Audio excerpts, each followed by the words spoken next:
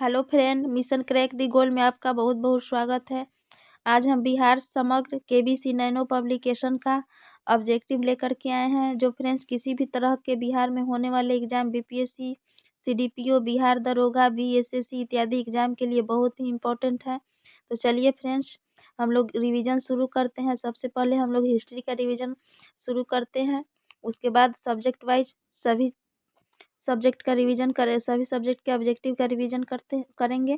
तो फ्रेंड्स शुरू करते हैं हिस्ट्री का रिवीजन। निम्नलिखित में से किस ग्रंथ में मगध क्षेत्र में रहने वाले लोगों के लिए वार्त्य शब्द का प्रयोग किया गया है? तो फ्रेंड्स शतपथ ब्राह्मण में मगध क्षेत्र में रहने वाले लोगों के लिए वार्त्य शब्द का प्रयोग किया गया है। आगे देखिए, बुद्ध के जन्म से पूर्व 6ठी शताब्दी ईसा पूर्व में भारतवर्ष 16 महाजनपदों में बटा था। इसका उल्लेख किस ग्रंथ से प्राप्त होता है? तो फ्रेंड्स इसका जो उल्लेख है, जो भारतवर्ष 16 महाजनपदों में बटा हुआ था, गौतम बुद्ध के जन्म के पहले, इसका जो वर्णन है अंगुत्तर निकाय में है। आगे देखिए, बिहार में नवपाषाणकालीन संस्कृति के महत्वपूर्ण स्थल निम्नलिखित में से कौन है? तो देखिए फ्रेंड्स, ये है चिरांद, सारण में है। नवपाषाणकालीन संस्कृति के महत्वपूर्ण स्थल चिरांद, सारण में है। कार्बन डेटिंग विधि से चिरांद संस्कृति को माना जाता है। तो फ्रेंड्स ये कार्बन डेटिंग विधि जो है, समय मापने की विधि है, ये इसके अनुसार चिरांद संस्कृति को माना जाता है। कब से कब तक? तो ये इसको माना जाता है 1800 से 1200 ईसा पूर्व तक। आगे देखिए, निम्नलिखित में से कौन सा महाजनपद बिहार में नहीं था? तो फ्रेंड्स जो वत्स महाजनपद था, ये बिहार में नहीं था। आगे देखिए, बिंबिसार, अजातशत्रु, उदयन आदि राजाओं का संबंध किस वंश से था? तो फ्रेंड्स बिंबिसार, अजातशत्रु, उदयन आदि राजाओं का जो संबंध था, ये था हर्यक वंश से। और हर्यक जो वंश है वो मगध साम्राज्य का पहला वंश है। आगे देखिए, प्रसिद्ध चिकित्सक चरक किसके समकालीन थे? जो चरक थे वो बिंबिसार के समकालीन थे। आगे देखिए, मगध साम्राज्य के प्रारंभिक राजधानी कहाँ थी? तो फ्रेंड्स मगध साम्राज्य की जो प्रारंभिक राजधानी थी वो थी राजगिरी। आगे चल के पाटलिपुत्र में राजधानी बनी। उस समय तक वैशाली में भी मगध साम्राज्य की राजधानी रही। आगे देखिए, कालाशोक के समय वैशाली में राजधानी थी। निम्नलिखित में से किसके शासनकाल में भारत पर सिकंदर का आक्रमण हुआ था? तो फ्रेंड्स घनानंद के शासनकाल में भारत पर सिकंदर ने आक्रमण किया था। आगे देखिए, विशाख दत्तकृत मुद्रा राक्षस में मौर्यों के लिए किस शब्द का प्रयोग किया गया है? तो इस मौर्यों के लिए विशाख दत्त में वृषण शब्द का प्रयोग किया गया है। आगे देखिए, मगध के किस शासक ने कश्मीर में श्रीनगर की स्थापना की थी? तो मगध के जो शासक थे अशोक, इन्होंने क्या किया था? कश्मीर में श्रीनगर की स्थापना की थी। आगे देखिए, निम्नलिखित में से किस राजा ने सरवन बेलगोला में स्थित चंद्रगिरी पहाड़ी पर अपना शरीर त्यागा था? तो ये त्यागे थे चंद्रगुप्त मौर्य। चंद्रगुप्त मौर्य जो थे वो जैन धर्म को मानते थे और सरवन बेलगोला में संलेखना विधि से अपना प्राण त्याग दिया। सरवन बेलगोला जो है कर्नाटक में स्थित है। मौर्य सम्राट बिंदुसार किस संप्रदाय का अनुयायी था? मौर्य सम्राट बिंदुसार जो था वो आजीवक संप्रदाय का अनुयायी था। बिहार क्षेत्र की चर्चा सर्वप्रथम किस साहित्यिक रचना में मिलती है? तो ये मिलती है फ्रेंड्स शतपथ ब्राह्मण में। बिहार क्षेत्र की चर्चा सर्वप्रथम शतपथ ब्राह्मण साहित्यिक रचना में मिलती है। आगे देखिए, प्रसिद्ध चिकित्सक जीवक किसके दरबार में सुशोभित था? तो ये था बिंबिसार के दरबार में जीवक रहता था। प्राचीन भारत का विख्यात राजनीतिज्ञ वत्सकार किसके दरबार में मंत्री पद पर सुशोभित था? तो वत्सकार जो था वो अजातशत्रु के दरबार में मंत्री पद पर सुशोभित था। आगे देखिए फ्रेंड्स, विदेह राज का उल्लेख सबसे पहले किस ग्रंथ में है? जो विदेह राज का उल्लेख सबसे पहले हुआ है वो है यजुर्वेद। अशोक के साम्राज्य की दक्षिणी सीमा पर कौन सा राज्य स्थित था? तो अशोक के राज्य के दक्षिणी सीमा पर जो राज्य स्थित था उसका नाम था चोल, चेर और पांड्य, ये तीनों दक्षिण के राज थे और उस समय ये तीनों ही राज अशोक के दक्षिणी सीमा पर स्थित थे। बौद्ध साहित्य में किस नगर का उल्लेख नहीं है। बौद्ध साहित्य में किस नगर का उल्लेख नहीं है। तो फ्रेंड्स देखिए यहाँ पर लखनऊ का उल्लेख नहीं है बौद्ध साहित्य में। आगे देखिए, अशोक ने किस बौद्ध भिक्षु से बौद्ध धर्म से शिक्षा ग्रहण की थी। अशोक ने किस बौद्ध भिक्षु से बौद्ध धर्म की शिक्षा ग्रहण की थी। तो अशोक ने उपगुप्त नामक बौद्ध भिक्षु से शिक्षा ग्रहण किया था। महावीर का जन्म स्थान कहाँ है। महावीर का जो जन्म स्थान है वो है कुंडा ग्राम, जो वैशाली में डिस्ट्रिक्ट में पड़ता है। जैन धर्म और बौद्ध धर्म में क्या समानता थी। जैन धर्म और बौद्ध धर्म में जो समानता थी वो थी पशु बलि का विरोध। पशु बलि का विरोध किया जाता था दोनों धर्म में। आगे देखिए यहाँ पर जाति प्रथा, इसमें देख लीजिए, जाति प्रथा का मान्यता, आत्मा के पुनर्जन्म में अविश्वास, वेदों की दैवी रचना के रूप में स्वीकार करना, इस सब में क्या था, मतभेद था और पशु बलि के विरोधी थे दोनों। आगे देखिए, तृतीय बौद्ध संगति का आयोजन किसके शासनकाल में हुआ था। तो जो तृतीय बौद्ध संगति का आयोजन था वो हुआ था अशोक के शासन काल में। आगे देखिए, प्रथम बौद्ध संगति का आयोजन कहाँ हुआ था। तो फ्रेंड्स प्रथम बौद्ध संगति का जो आयोजन हुआ था राजगीर में हुआ था। द्वितीय बौद्ध संगति का आयोजन द्वितीय बौद्ध संगति का आयोजन किस शासक ने किया था। तो फ्रेंड्स द्वितीय जो बौद्ध संगति हुई थी उसका आयोजन काला अशोक ने किया था।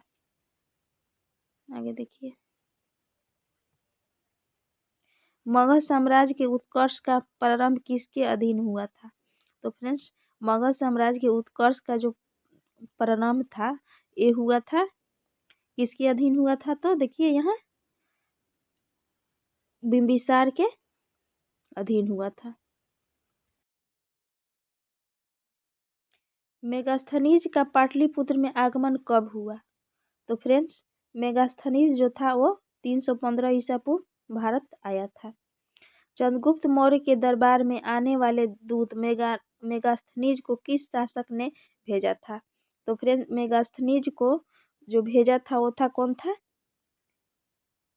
सेलूकस।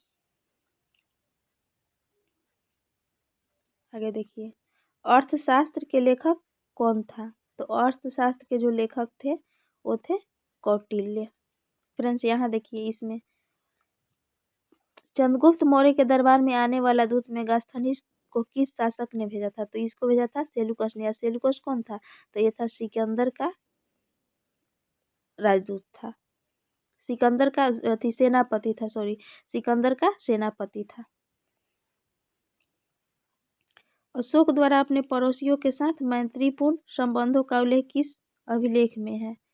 अशोक द्वारा अपने पड़ोसियों के साथ मैत्रीपूर्ण संबंध का उल्लेख जो है वो है शिलालेख 13वां में, सी नंबर।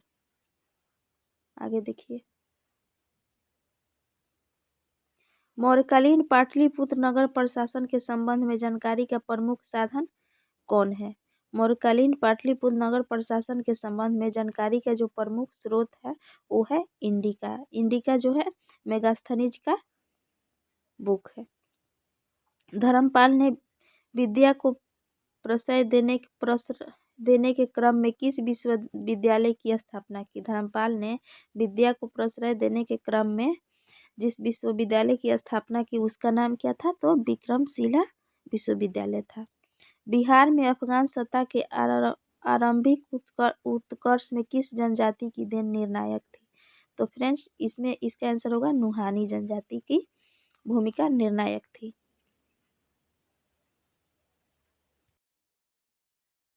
आगे देखिए फ्रेंड्स, बिहार के सुप्रसिद्ध संत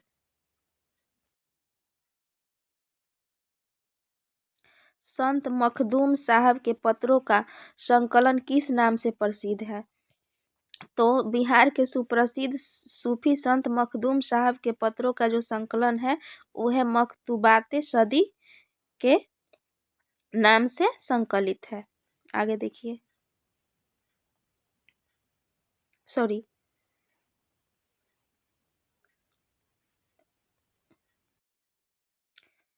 फ्रेंड्स इसका यही आंसर सही होगा, मखतूबात सदी।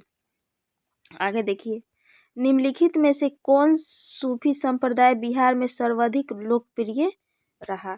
तो बिहार में जो सूफी संप्रदाय लोकप्रिय रहा वो था फिरदौसी संप्रदाय। बिहार के महत्वपूर्ण सूफी संतों में सबसे आरंभिक नाम किसका है? तो इसमें नाम है इमाम ताज फकीह का। आगे देखिए, गहरवाल वंशीय शासकों द्वारा बिहार में तुरुकसन दंड की वसूली की चर्चा एक अभिलेख में मिलती है। इसकी प्राप्ति कहाँ हुई थी? तो इसकी जो प्राप्ति हुई थी मुंगेर में हुई थी। तुरुस्क दंड की वसूली की चर्चा मुंगेर के अभिलेख से प्राप्त हुई थी।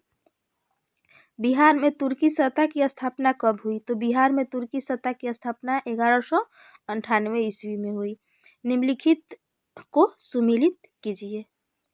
तो यहाँ देखिए फ्रेंड्स, मौर्य वंश के संस्थापक, तो मौर्य वंश के जो संस्थापक थे वो थे चंद्रगुप्त। नंद वंश के संस्थापक, तो नंद वंश के जो संस्थापक थे महापद्म नंद। नंद वंश के अंतिम शासक घनानंद और मौर्य वंश के अंतिम शासक बृहदर्थ। तो यहाँ देखिए कूट के अनुसार क्या होगा, ए का तीसरा नंद वंश के संस्थापक पहला, तो देखिए इसका बी आंसर सही होगा, बी नंबर आंसर सही होगा। आगे देखिए, बिहार निम्नलिखित में से किस महापुरुष की जन्म स्थली नहीं है? तो यहाँ देखिए गुरु गोविंद सिंह बिहार में जन्म हुआ था। उसके बाद गौतम बुद्ध का जो जन्म हुआ था वो बिहार से बाहर हुआ था, लुम्बिनी में, जो वर्तमान समय में नेपाल में पड़ता है। तो इसका सही आंसर होगा गौतम बुद्ध। आगे देखिए, बिहार का नाम निम्नलिखित में से किसने उद्धृत किया माना जाता है? बिहार का जो नाम है किसने उद्धृत किया इसे माना जाता है?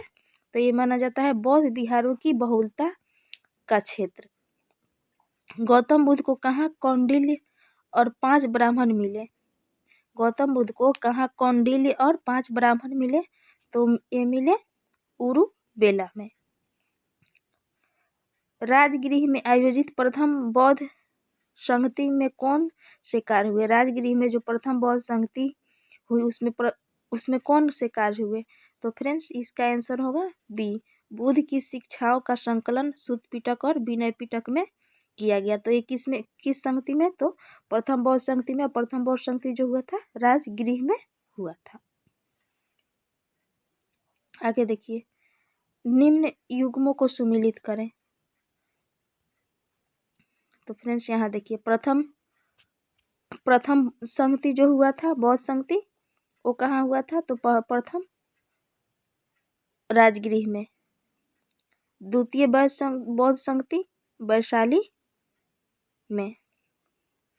तृतीय बौद्ध संगति अशोक के समय पाटलिपुत्र में। और चतुर्थ बौद्ध संगति कनिष्क के समय कश्मीर में। तो फ्रेंड्स इसका सही आंसर क्या होगा? पहला का चौथा, देखिए ये होगा सही answer, D number, option D सही होगा।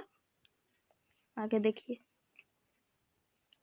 किस शासक ने युद्ध शास्त्रों में शिलाकंटक और रथमसूल जैसे नवीन शास्त्रों की खोज की थी? किस शासक ने युद्ध शास्त्रों में शिलाकंटक और रथमसूल जैसे नवीन शास्त्रों की खोज की थी? तो फ्रेंड्स इसका सही आंसर होगा अजातशत्रु ने। कर्नाट वंश का राज स्थापित हुआ था। जो कर्नाट वंश का राज था वो स्थापित हुआ था मिथिला में। प्रसिद्ध बौद्ध भिक्षु शरीपुत्र का जन्म कहाँ हुआ था? प्रसिद्ध बौद्ध भिक्षु शरीपुत्र था उसका जन्म कहाँ हुआ था? तो उसका जन्म हुआ था नालंदा में। आगे देखिए, सूची 1 को सूची 2 के साथ सही सुमिलित कर निम्नलिखित कूट की सहायता से सही विकल्प का चयन कीजिए। तो फ्रेंड्स देखिए, कुंवर सिंह जो थे वो 1857 के विद्रोह से संबंधित है। बिरसा मुंडा विद्रोह से संबंधित है। मौलवी विलायत अली तो ये है वहाबी आंदोलन से संबंधित। और महजरूल हक ये है होम रूल लिंग से संबंधित। तो फ्रेंड्स इसका सही आंसर होगा ए का चौथा, देखिए ये होगा, बी का तीसरा, सी का दूसरा और डी का पहला। आगे देखिए, सिख गुरुओं में सर्वप्रथम बिहार का भ्रमण किसने किया? तो सिख गुरुओं में सर्वप्रथम बिहार का भ्रमण है वो गुरु नानक देव ने किए। मिथिला के कर्नाट वंश के शासकों की राजधानी कहाँ थी? तो मिथिला में जो कर्नाट वंश की स्थापना हुई थी उनकी राजधानी जो थी सिमरावगढ़। कर्नाट वंश का अंतिम शासक कौन था? कर्नाट वंश का जो अंतिम शासक था वो था हरि सिंह।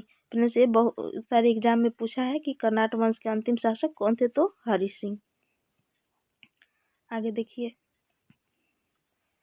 बंगाल, बिहार और उड़ीसा को दीवानी अधिकार ईस्ट इंडिया कंपनी को किसने प्रदान किया था? तो फ्रेंड्स ये प्रदान किया था शाह आलम द्वितीय ने ईस्ट इंडिया कंपनी को। बंगाल, बिहार और उड़ीसा की दीवानी अधिकार प्रदान किया था शाह आलम द्वितीय ने। बंगाल के किस नवाब ने मुंगेर को राजधानी बनाया था?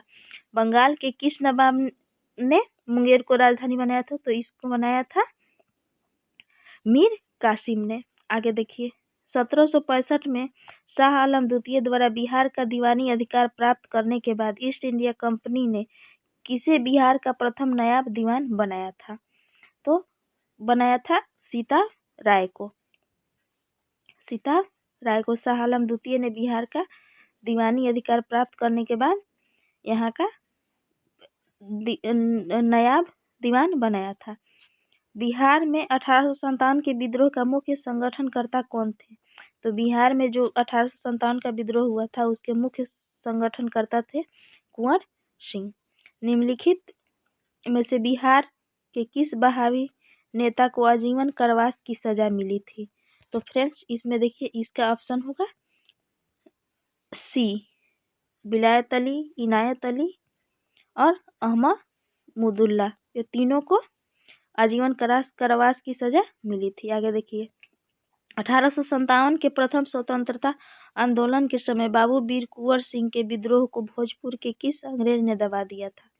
भोजपुर में किस अंग्रेज ने दबा दिया था?